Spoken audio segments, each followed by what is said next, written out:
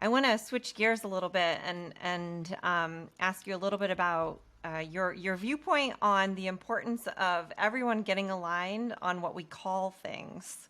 So things like the difference between channels and touch points and ecosystems and journeys. And you're right, I hear words used interchangeably all the time. So yeah, I'd love to hear your perspective.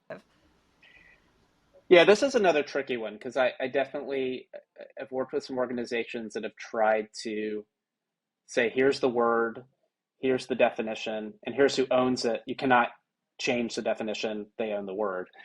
And that is a little too, that kind of just goes against linguistics and like how language emerges. And that's just I think it's a lost cause from the beginning. But I do think that in working with organizations and making sure when we're using words to say, okay, what do you mean in this context? So like when you say channel, are you talking about a medium? Are you talking about a distribution channel? Are you talking about what you're watching on the television? What are you saying by channel in this instance? Um, but I think the word that I've the most kind of hoping people to get alignment on lately has been moment, which when Chris and I wrote the book, if we'd written it like a year later, there probably would have been a chapter about moments versus being just part of a journey chapter because you know I think moments are the concept that I think are is really powerful and that people kind of naturally gravitate towards moment. You'll hear signature moment, critical moment, key moment, moments that matter, moments of truth. There's so many different versions of it. And every different department from their kind of point of view, like you might think of a branded moment versus another thing like, well, the moment of entering the store or whatever. Um, what I've been fascinated by is this concept of moment, how it could be going back to your information architecture thing from years ago as an architectural element that we can think about like this moment occurs and this event occurs that we can actually observe and that we can maybe collect data on and that we can then do additional research to then really understand the dynamics around that moment and that kind of taps into some systems thinking in terms of drilling into structure and mental models and can we start to then see moments as a design target together? Like we can measure it, we try to understand it, we can understand how moments are connected to one another.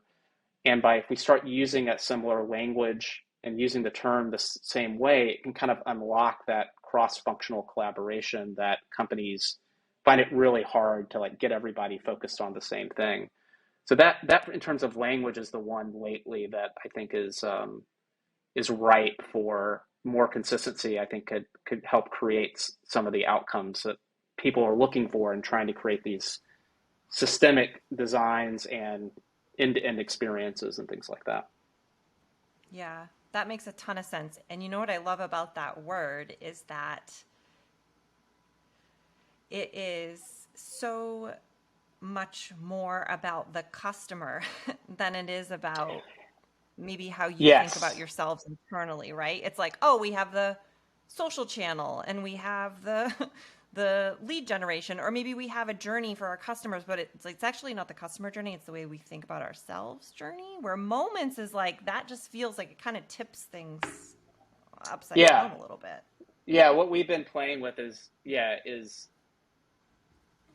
to use an analogy, if like you're doing database design and you make a key and that kind of ties different tables together, our concept is a moment can do that, right? But it's a customer construct, a human construct, because it could be an employee moment as well, or you can think of a moment where a customer and an employee come together to create an experience, and they both should get value right from it. And essentially, a moment an experience in which you create that value exchange. So I think there's a lot of promise to it, but we have talked about that, and as we've been experimenting with it, is yeah, it's a human key versus the ways that we typically talk about in business that are very abstract or very inside out. Like, could we actually embed a human keys, human moments across decision making within companies?